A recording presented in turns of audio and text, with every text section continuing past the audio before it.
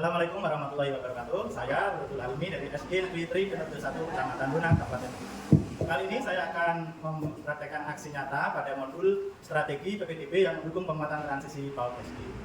Pada aksi nyata kali ini saya mengajak dua rekan saya, tepatnya satu kepala sekolah dan satu guru kelas untuk berdiskusi tentang strategi PPDB di SD Tri Denur Desa.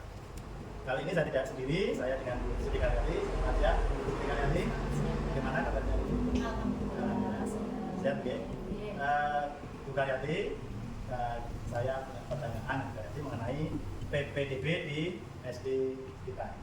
Yang pertama, apakah melalui PPDB ini kita dapat mengenal kebutuhan peserta didik? Menurut saya, PPDB terutama dapat digunakan sebagai kegiatan untuk mengenal pemetaan kebutuhan peserta didik. Hal ini bergantung pada strategi yang digunakan dalam penerimaan peserta didik baru tersebut. Untuk mengenal kebutuhan peserta didik, sekolah dapat membuat kuesioner yang berisi tentang kebutuhan belajar dan minat peserta didik untuk diisi oleh orang tua. Begitu, Pak? Kemudian Bu Siti, apa dampak melakukan tes calistung kepada anak di masa PPDB ini? Tes calistung kepada anak di masa PPDB sekolah dasar memiliki dampak negatif dan positif bagi guru kelas 1. Tes calistung memang dapat digunakan untuk pemetaan kemampuan akademik peserta didik sehingga guru kelas 1 dapat menentukan strategi yang digunakan dalam pembelajaran terutama pada awal-awal masuk sekolah. Apa alternatif kegiatan selain tes calistung yang dapat mendukung penguatan transisi PAUD SD? Terdapat banyak alternatif kegiatan yang dapat mendukung penguatan transisi dari PAUD ke SD selain tes calistung. Misalnya, kegiatan bermain terstruktur untuk membantu anak-anak belajar secara menyenangkan sambil memperkuat keterampilan yang diperlukan untuk masuk ke jenjang pendidikan yang berikutnya. Kemudian alternatif yang lain yaitu program MPLS. MPLS itu masa pengenalan lingkungan sekolah. Perlu tidak tes PPDB di SD menggunakan tes calistung? Tidak perlu menurut saya, Pak. Iya, tidak perlu. Kalau di sekolah kita ini, apakah menggunakan tes calistung dalam kegiatan PPDB? Tidak. Mengapa tidak menggunakan tes calistung dalam PPDB di sekolah kami? Misalnya, masalah kesetaraan dan keadilan. Karena beberapa anak mungkin memiliki keahlian atau keunggulan dan di bidang yang lain yang tidak dapat terpenuhi oleh tes tersebut. Kemudian dari beban psikologis pada anak, tes calistung dapat menimbulkan tekanan pada anak-anak yang mungkin dia tidak siap menghadapi situasi tes tersebut.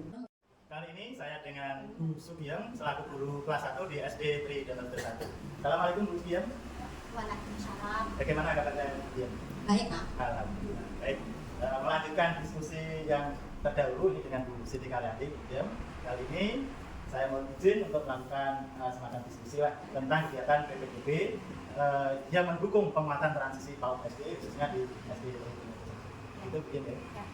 Ada beberapa pertanyaan ini. Yang pertama, apakah melalui PPDB kita dapat mengenal kebutuhan peserta didik kita? Dapat, Pak. Di sekolah kami, PPDB tidak hanya sekedar digunakan untuk penerimaan peserta didik saja, namun disisipkan strategi untuk dapat mengenal kebutuhan peserta didik yang dilakukan melalui pengisian kuesioner. Kuesioner tersebut berisi tentang kondisi keluarga, demografis, hobi atau perkembangan, gaya belajar, harapan orang tua, dan lain-lain. Selanjutnya, untuk mengetahui kebutuhan peserta didik. Apa dampak lakukan tes calistung pada anak di masa PPDB? Menurut saya, dampak dilakukannya tes calistung dalam PPDB di sekolah dasar kurang bagus bagi peserta didik. Tes calistung tidak mampu mengukur peserta didik menyeluruh potensi dan kecerdasan anak-anak, karena ada yang banyak aspek lain dari perkembangan dan kecerdasan yang tidak tercakup di dalam tes tersebut. Selain itu, ada potensi bahwa anak-anak dari latar belakang ekonomi yang lebih mampu memiliki akses dan persiapan yang lebih baik untuk menghadapi tes calistung dibanding dengan anak-anak dari latar belakang ekonomi yang kurang mampu. Hal ini dapat memperkuat kesenjangan sosial. Jadi dampaknya buruk itu, Iya. terutama kesenjangan yang Iya.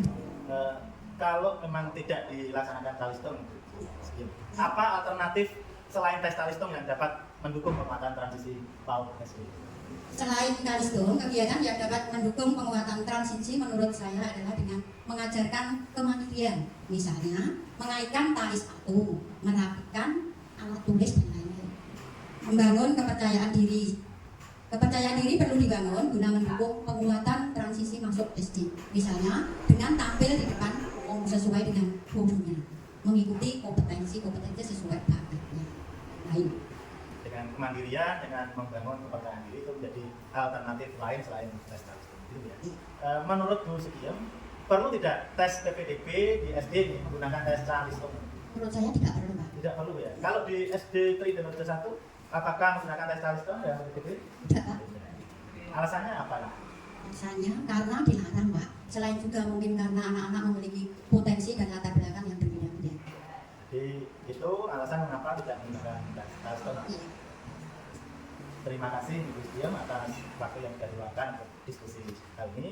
Semoga bermanfaat untuk Amin. Baik, demikianlah diskusi saya dengan kepala sekolah dan guru kelas 1. Semoga bermanfaat untuk khususnya bagi SD kami. Saya akhiri. Assalamualaikum warahmatullahi wabarakatuh.